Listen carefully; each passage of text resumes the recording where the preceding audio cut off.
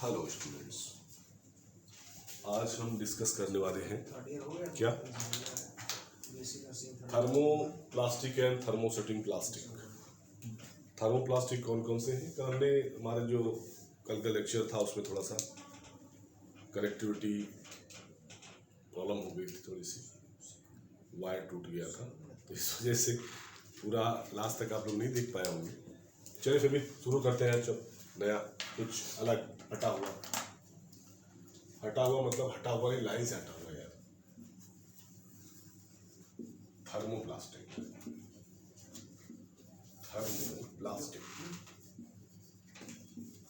Thermoplastic क्या होता है? जिस पॉलीमर को हम हीट करके डिजायर्ड शेप में चेंज कर सके, रिमोल्डेड कर सके, रिसाइकलिंग कर सके। रिमोल्डेड में दोबारा से मोल्ड करके बनाना, रिसाइकलिंग मतलब दोबारा से बेकार हुए को फर्मेंट करना, फिर उसको कूलिंग करके बनाना। तो these all the process is called remolded and reprocessed. तो thermoplastics are those plastics. Thermoplastic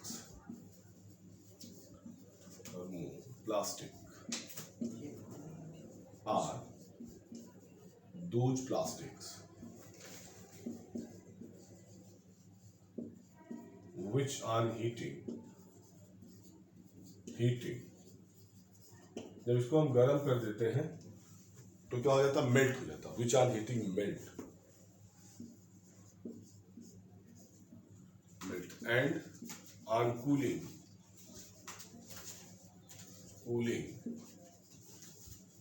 change in desired shape,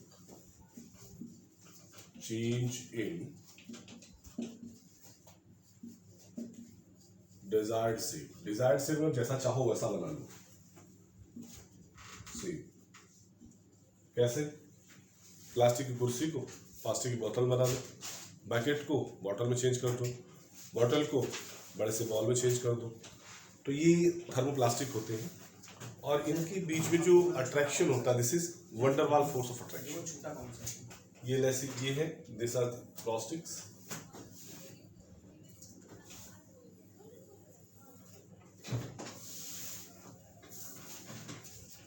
जो छूटा वो बताओ। Okay, these are the attraction bonds. They are attracted by weak van der Waals forces. ये एक दूसरे पर weak van der Waals force की वजह से टिके रहते हैं। Weak van der Waals forces जिसमें कोई निशान नहीं लगा ना, वो weak van der Waals forces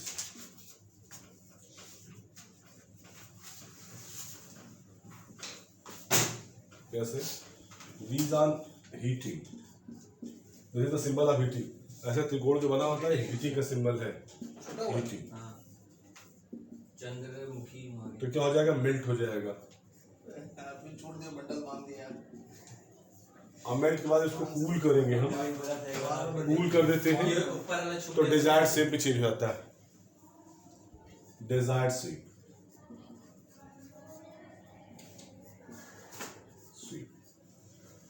ठीक। कौन कौन से इसके एग्जांपल्स होते हैं? SDPE,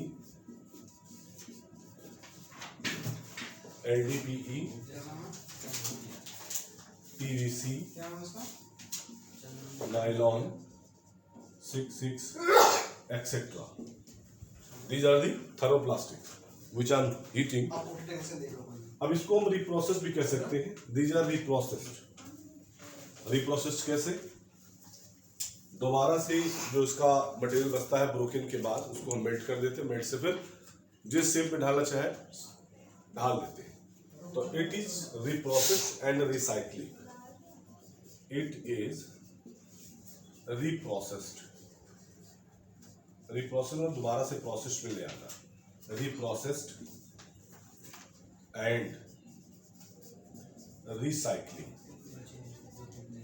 दोबारा से चेन में लेना। चेन मतलब पहले प्रोडक्ट बना, फिर डिस्ट्रॉयड हुआ, फिर दूसरा प्रोडक्ट बना।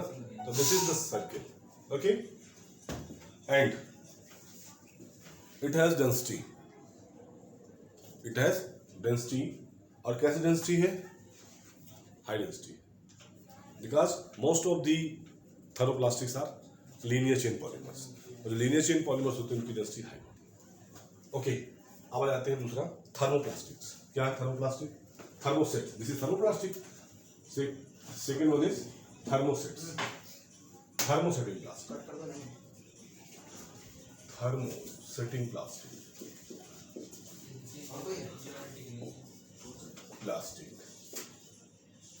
अब थोड़ा चेंज है इसमें, क्या चेंज है? इट वंस हार्डन, एक बार ये हार्ड हो गई तो दोबारा सॉफ्ट नहीं हो सकती, और हीट करने पर मेल्ट नहीं होगी, बर्न हो जाएगी पर मेल्ट नहीं होगी। ठीक है, तो इस टाइप के जो प्लास्टिक्स हैं, plastic and other form of polymer, plastic बोलते हैं हम लोग। और क्या होता है इसमें, जो एक दूसरे पे अटैचमेंट होता है, ये कोवेलेंट बॉन्डिंग द्वारा होता है।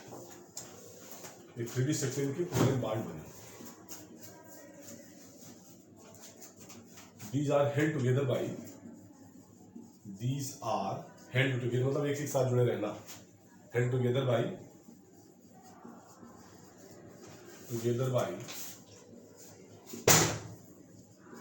कौन सा बता रहे थे? by covalent first bond, year.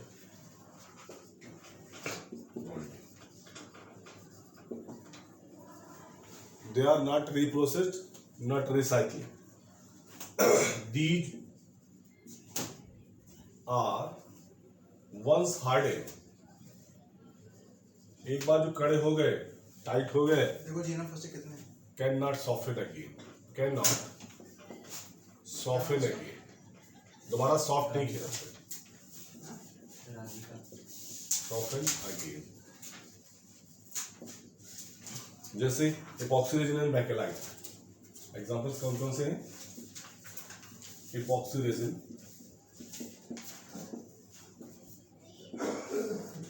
और बैकेलाइट, क्या नाम बोला? बैकेलाइट। क्या नाम से बोला आपका? ओके, इनको एक बार हम हीट कर देते हैं तो दोबारा से सॉफ्ट नहीं हो सकते। तो इस टाइप की जो कैटेगरी होती है वो हीट के बेस पे है। हीट एक एक्शन ऑफ हीट होती है, उसकी वजह से जो क्लासिफिकेशन किया जाता है उसको एक्शन ऑफ हीट क्लासिफिकेशन बोलते हैं। और इस टाइप को दो टाइप हो गई, thermoplastic and thermosetting plastic. Clear? इसका स्क्रीनशॉट ले लीजिए, उसके बाद फिर दूसरा बताता हूँ नेचुरल बेसिस पे क्या होता है। टेक्नीशियन का है नहीं? हाँ पता नहीं, ये गुड़िया थी सेकंड ईयर। भाई वाह फोटो निकाल दिया। लाइक करते रहिए आप लोग बीच बीच में, और हंसते भी रहिए। सबको हंसने की नहीं कहा गया है, जो बच्चे देख रहे हैं वही हंसेंगे बस, जो बच्चे बैठे वो नहीं हंसेंगे। क्या करेंगे? Classification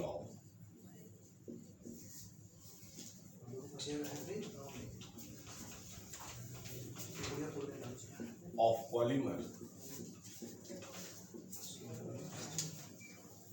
on the basis of origin, on the basis of origin,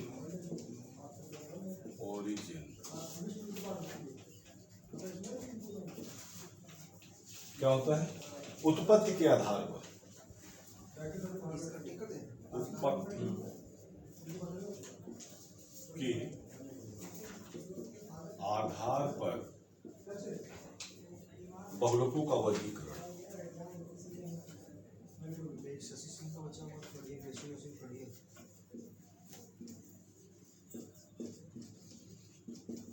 वर्गीकरण हाँ बढ़िया है। इस आधार पर इसमें दो भागों में डिवाइड करते हैं। पहला natural polymer,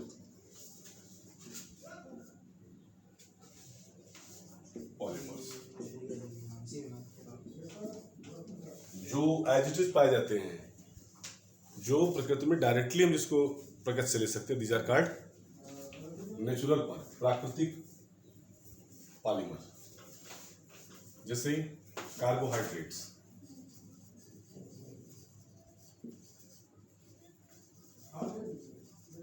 protein, nucleic acids,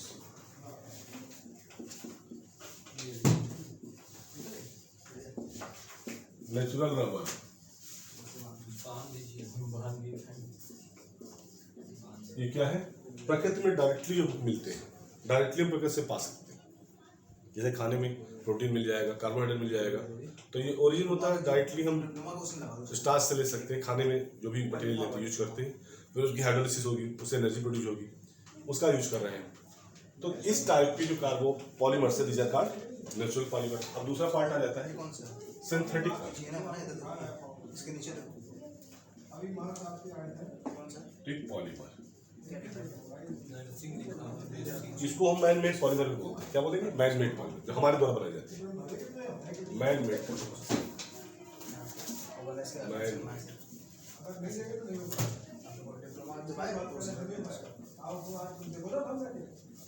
कौन कौन से हैं? पी पॉलीथिलीन है, PE, PVC, PMMA, all these. तो इन्हें हम दूसरी कैटेगरी में रखते हैं। अब हम आपको एक अच्छी चीज ये बताने वाले हैं कि एक्चुअल में सब बनते कैसे हैं। मैकेनिज्म ऑफ पॉलीमराइजेशन, मैकेनिज्म क्या है, कैसे जुड़ेंगे, कैसे बनेंगे, मेन पॉइंट पे आते हैं। पहला आ जाइए, मैकेनिज्म ऑफ पॉलीमराइजेशन। मैकेनिज्म गुड़िया पे लगा दो दिया। ऑफ अब देखो कोई बाकी तो नहीं है, पॉलीमराइजेशन। कोई ब्लैंक तो नहीं है। कौन सी टेक्नोलॉजी यूज होती है, कैसी टेक्निक अप्लाई होती है, किस तरह से बनते हैं, वो बताने जा रहा हूं। देखिए क्या पहला, free radical mechanism. Free radical mechanism. दूसरा कैटायनिक मैकेनिज्म। ये रवि प्रकाश मैकेनिज्म। सेकंड। तीसरा एनायनिक मैकेनिज्म।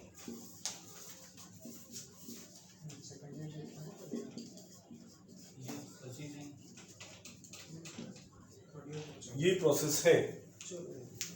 अब मैं एक एक करके डिस्कस करूंगा आपको कैसे। पहले हम फ्री रेडिकल मैकेनिज्म डिस्कस करते हैं। Free radical mechanism number 1, free radical mechanism of polymerization. Polymer बनने की फ्री रेडिकल, कैसे फ्री रेडिकल बनाएंगे पेरोक्साइड से, फिर वो फ्री रेडिकल दूसरी मोनोमर यूनिट पे अटैक करेगा, उसको फ्री रेडिकल बनाएगा, तो ऐसा लंबी चेन श्रृंखला बनती जाएगी। और जब इसको स्टॉप करना चाहेंगे तो थर्ड स्टेप कर देंगे टर्मिनेशन, बता रहे तीनों स्टेप बता देंगे आपको, फिर स्टॉप हो जाएगा। आगे का प्रोसेस बंद हो जाएगा। चलिए पहला आ जाइए फ्री रेडिकल मैकेनिज्म। मैकेनिज्म आप लोग वीडियो को पूरा देखा करिए, पूरा देखने से आपको समझ में आएगा। आप सिर्फ पलट के मेरा चेहरा देख के बंद कर देंगे, इतना अच्छा खूबसूरत तो है नहीं, तो यार आगे बढ़ाओ, ठीक है। चलिए फ्री रेडिकल मैकेनिज्म में 3 स्टेप होते हैं। Number 1, initiation. इनिशिएशन मतलब फ्री रेडिकल का बना, इनिशिएशन मतलब शुरुआत, प्रारंभ, इनिशिएशन। दूसरा स्टेप हो जाएगा प्रोपोगेशन। प्रोपोगेशन मतलब कैसे बढ़ रहा है कुछ, आगे कितने बन रहे मान, कैसे सीरीज लगी हुई है, तो दिस इज प्रोपोगेशन। और लास्ट में क्या कर देंगे, C1 इज कौन टर्मिनेशन। सा ये जीएनएम सेकंड जीएनएम। यहां पर आके बंद हो गया, आगे की प्रोसेस ब्लॉक। चलिए पहला प्रोसेस आते हैं यहां से। कौन सा पहला प्रोसेस है, इनिशिएशन। इनिशिएशन इनिशिएट करते हैं। Initiation free radical formation. पहले क्या होगा, फ्री रेडिकल फॉर्मेशन। अच्छा ये जो रिएक्शन होती है ना, ये आमतौर पे पेरोक्साइड की प्रेजेंस में होती है।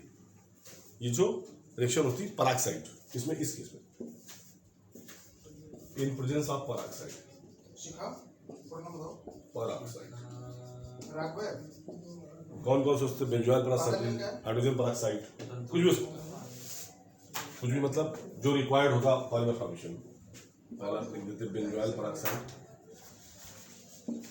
Peroxide, acetyl peroxide, acetyl peroxide.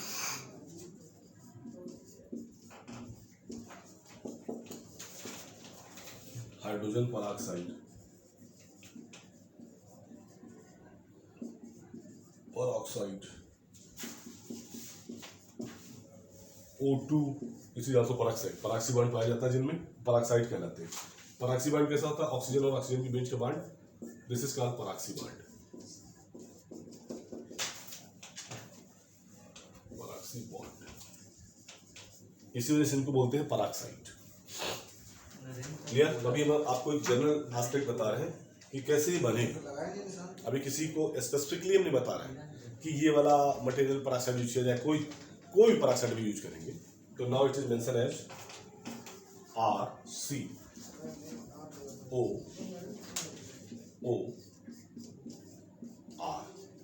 R is alkyl, R is alkyl, मेरे को बोला था ना यहाँ लिख देते हैं R बराबर alkyl, नर्सिंग सेकेंड ईयर में दोस्त ने निकाल नर्सिंग सेकेंड ईयर निकाल alkyl R जैसे रखा है सर ऊपर लिखा हुआ है जैसे या aryl, R aryl, BSc nursing second year निकाल ये हो सकते हैं। ठीक है, अब क्या करते हैं? पेरोक्सी बॉन्ड ये है, ये वाला बॉन्ड है। सबसे पहले इसी बॉन्ड को तोड़ेंगे। तो जब कभी भी फ्री रेडिकल मैकेनिज्म होती है तो फ्री रेडिकल कब बनेगा? फ्री रेडिकल बनेगा और फ्री रेडिकल की एक प्रोसेस होती है, वो जिस पे अटैक करता है उसको फ्री रेडिकल में कन्वर्ट करता है। ठीक है, तो एक लंबी श्रृंखला चलती जाएगी। पहले तो फ्री रेडिकल यहाँ से स्टार्ट होगा, ये बीच से टूटेगा, एक इलेक्ट्रॉन इसके पास और एक इलेक्ट्रॉन यहाँ बीच में 2 इलेक्ट्रॉन है पेयर के। तो पहला जो स्टेप आया इसका क्या आ जाएगा? ऐसे RC डबल बॉन्ड O और ये 2 बनेंगे free. Nursing third year BSc nursing third this is unstable, unstable. अब क्या होगा? ये जो है बॉन्ड यहाँ का एक इलेक्ट्रॉन इसको दे देगा क्योंकि इसके साथ कार्बन लगा हुआ है, और एक electron single electron. Shashi Singh जब सिंगल इलेक्ट्रॉन ट्रांसफर दिखाते तो ऐसे दिखाते हाफ है, तो यहाँ पर आ जाएगा। तो ये बन जाएगा नहीं है C double bond O double bond O, मतलब हो गया CO2, 2 CO2 बन गए, और इधर प्लस 2R, R मतलब एल्किल, सॉरी फ्री रेडिकल। अब ये फ्री रेडिकल किसी दूसरे मोनोमर यूनिट पे अटैक करेगा, उसको फ्री रेडिकल में कन्वर्ट करेगा। Suppose this is free radical, free radical, ये फ्री रेडिकल क्या करेगा? दूसरे मोनोमर यूनिट पे अटैक करेगा और उसको फ्री रेडिकल में कन्वर्ट कर देगा। अब ये करते हैं, ये यहाँ प्रोसेस आ जाएंगे, यहाँ देखिए इसका आगे लिख दिया है free radical R plus CH2 double bond CH2। Clear? ये मोनोमर यूनिट है, मोनोमर यूनिट, मोनोमर यूनिट समझ गए? एकलक, जिसको हम हिंदी में अभी तक बोलते थे एकलक, यहाँ लिख देते हैं आपको। क्या नाम है देखो मोनोमर बराबर होता है एकलक, शशि एकलक। पॉलीमर मतलब बहुलक, बहुलक। पॉलीमराइजेशन मतलब बहुलीकरण। क्लियर? तो ये टूटेगा, एक इलेक्ट्रॉन टूट के इसके पास आ जाएगा, इसके बीच रिएक्शन हो जाएगी, ऐसे बन जाएगा, जुड़ जाएगा, और ये फ्री रेडिकल बन जाएगा। तो ये हो गया पहला फ्री रेडिकल।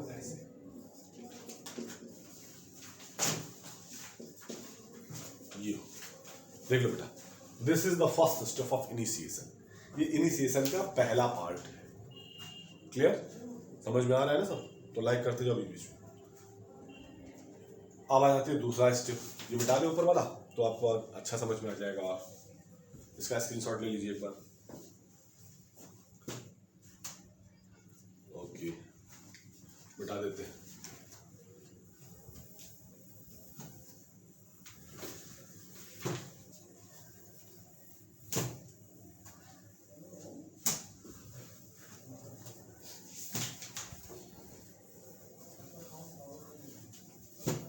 अब आ जाइए प्रोपगेशन।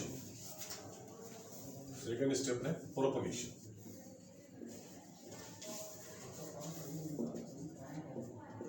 प्रोपगेशन में क्या होता है? नंबर ऑफ मोनोमर यूनिट जुड़ती जाएंगी, नंबर ऑफ मोनोमर यूनिट जुड़ती जाएंगी। कैसे जुड़ती जाएंगी? और एक लॉन्ग चेन, ये तो ये शशि लॉन्ग चेन शिखा नाम बोलो, शिखा। ऑफ क्या के चेन कौन सी? लॉन्ग चेन ऑफ पॉलीमर हाँ, फ्री शिखा रखवाले, रखवाले। free radical is formed. Free radical is formed. Clear? अब देखिए कैसे आ रहा है। कल की तरह ना हो जाए मुझे पैर में लपेटता रहता हुआ और पूरा सिस्टम उल्टा सीधा हो जाए। लोहा, चलिए नेक्स्ट लिखते हैं। यहाँ से उठा के लाते हैं, वहां से उठा लेते हैं। Chain, second year. RCS2 sorry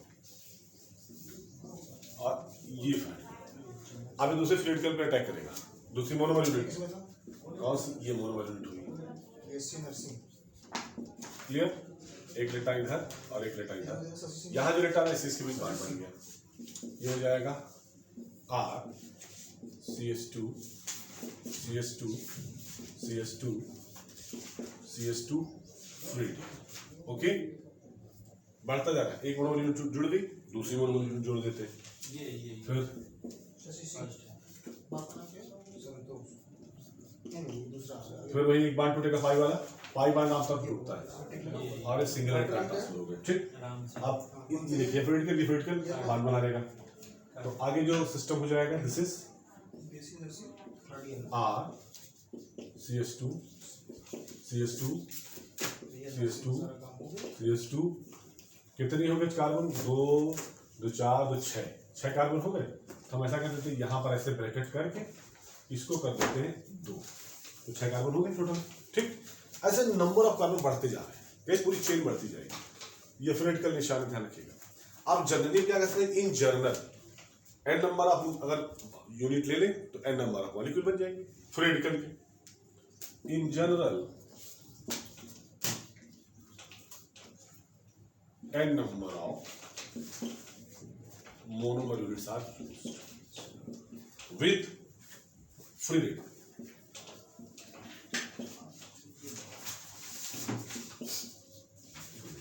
Right? फिर वही कंडीशन, इधर एक ट्रांसफर, इधर एक सिंगल ट्रांसफर। जब सिंगल ट्रांसफर लिखा तो हाफ कार्ड एरो लगाते हैं। ठीक है, ये आपको ऑर्गेनिक की नोटेशन में भी बताएंगे आगे चल के। पहले तो बहुत साधारण सा काम है, चलता रहेगा ये, और इसको सीख लीजिए पहले। कौन सा कोर्स है? यहाँ लिखिए, ठीक, कौन सा कोर्स है? RCS2 CS2 CS2 CS2 sites are available for bond formation in next step. ये फ्रेडिकल है ना, जब तक दोनों तरफ साइट अवेलेबल रहेगी। हमने फंक्शनलिटी में आपको बताया था कि फंक्शनलिटी क्या होती है, number of site available for bond formation. Bond formation के लिए जो साइट्स अवेलेबल होती है उनको फंक्शनलिटी बोलते हैं। तो मोस्टली सब these are defined by functional, दोनों साइट अवेलेबल रहती है। अब एक ही साइट यहाँ अवेलेबल है। ठीक है, तो इन जनरल हमने ये बना दिया। क्लियर? अब हम आते थे लास्ट थर्ड स्टेप में, दैट इज कॉल्ड टर्मिनेशन। इतनी वैल्यू निकालनी है वो। ठीक है ना, ये घंटा काम हो जाएगा।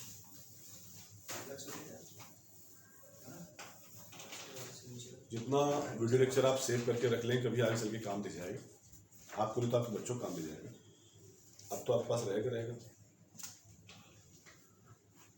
और हमारे दो स्टूडेंट बैठे हुए हैं, हाँ, इनको पता नहीं कुछ ना कुछ कहते रहते हैं। भाई बता दीजिए क्या कह रहे हो, बताओ। सर लंच में कितना टाइम है सर? लंच में अभी कम से कम 20 minute at least. Thank you sir. Okay बेटा, ओके, तो this is termination. Termination is third step of termination. Termination कौन सा होता है? तीसरा स्टेप होता है जब पॉलीमर का बनना आगे की प्रोसेस हम ब्लॉक कर देते हैं, मामला फिनिश। कितने नंबर ऑफ मॉलिक्यूल को बनाना? डिजायर्ड शेप का 25 मॉलिक्यूल है, 25 मोल्स है, या 70 मोल्स है, 2000 मोल्स है, और नंबर ऑफ मोल्स।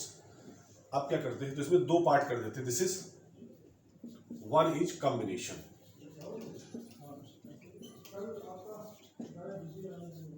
और दूसरा है डिस्प्रपोर्शनेशन।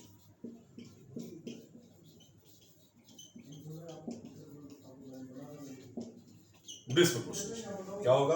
पहले दो प्रोडक्ट कंबाइन करेंगे और दूसरे वाले केस में क्या होगा? डिस्प्रपोर्शनेशन, एक को प्रपोर्शनेट करेंगे, थोड़ा सा हटा के दूसरे में जोड़ देंगे और आगे की प्रोसेस।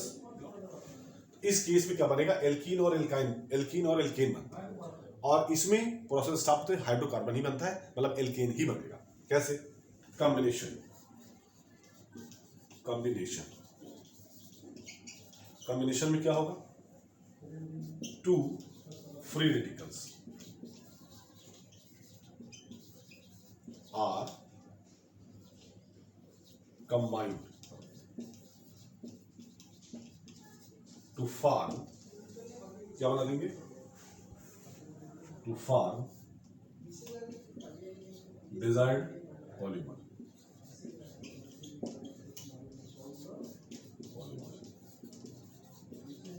कैसे? देखो, जैसे ये है, ये उठा लेते हैं, R CS2 CS2 CS2 CS2 free radical N। Clear? क्योंकि आगे हमने देखा जहां फ्री रेडिकल बना दूसरे फ्री रेडिकल बना जुड़ जाता है, तो अगर 2 फ्री रेडिकल साथ ही ले आते हैं तो क्या करेंगे? चलो 2 फ्री रेडिकल साथ ले आते हैं, CS2 CS2 CS2 R N। ठीक, तो ये दोनों जुड़ जाएंगे, यहां दोनों पर बॉन्ड फॉर्मेशन, क्या बन जाएगा? बॉन्ड। तो अब जो कंडीशन होगी वो ऐसी हो जाएगी,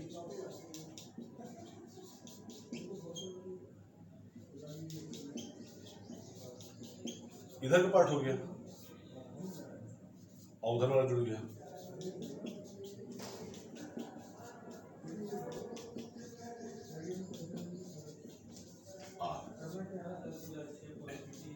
ये बन गया बेटा आपका।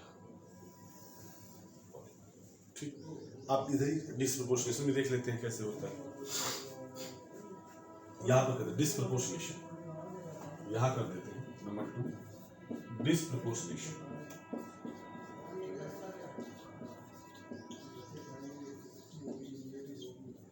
डिस्प्रपोर्शनेशन क्या करें? डिस्प्रपोर्शनेशन में एक तरफ का, जैसे ये है, एक फ्लूइड कर लेते हैं, ये हाइड्रोजन हम क्या करेंगे? दूसरे में रिप्लेस कर देंगे इधर, और इसके बीच बॉन्ड बना देंगे। हाफ रेडिकल में एक कंडीशन चलेगी, कैसे? देखो,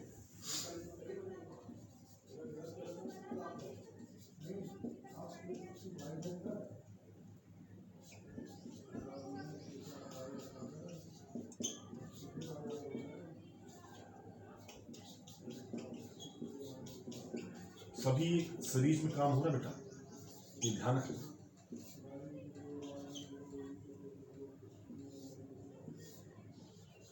देखो, ये फ्लूइडिकल है और ये फ्लूइडिकल है, राइट। हम इस हाइड्रोजन को तोड़ेंगे तो एक इलेक्ट्रॉन इसके पास आ जाएगा, एक इलेक्ट्रॉन इसके पास चला जाएगा। ठीक, ये अपना इलेक्ट्रॉन लेके इसके पास जुड़ जाएगा और ये दो बचे के बीच बॉन्ड बना लेंगे। तो अब क्या हो जाएगा कंडीशन?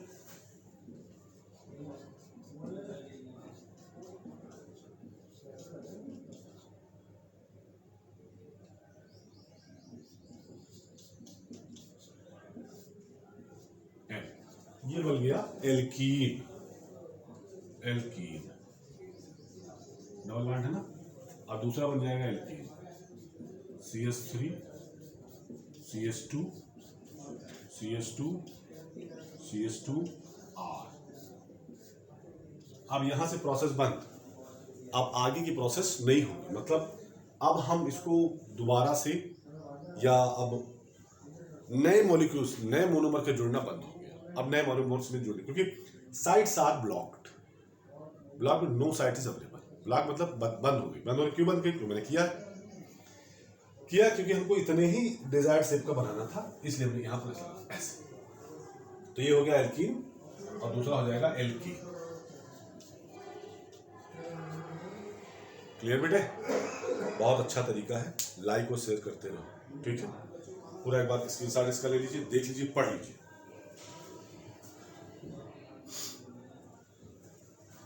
क्लियर? अब इसको मिटा के दूसरा प्रोसेस बताते हैं, कैटायनिक पॉलीमराइजेशन। उसमें कैटायन बनाएंगे और प्रोसेस इसमें, उसमें भी 3 ही प्रोसेस होंगे, मतलब 3 ही स्टेप होंगे। कैसे होंगे? एनायनिक ने बताएगा, आप केवल कैटायनिक ने बता दें। चलो अच्छा, सब बता दें। इसका स्क्रीनशॉट ले लिया आप लोगों ने?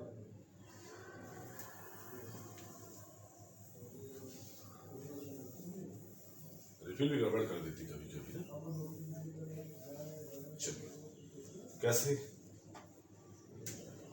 Cationic polymerisation. पॉलीमराइजेशन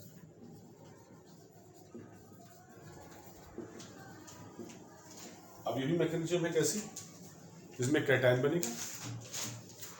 तो अभी हम आपको थोड़ा सा इसके बाद हम लेक्चर स्टार्ट करें, चूँकि अब लंच का टाइम हो गया है हमारा भी और हमारे दोस्तों का भी। तो चलिए अभी इतना, उसके बाद फिर कितना आपको आइडिया नहीं।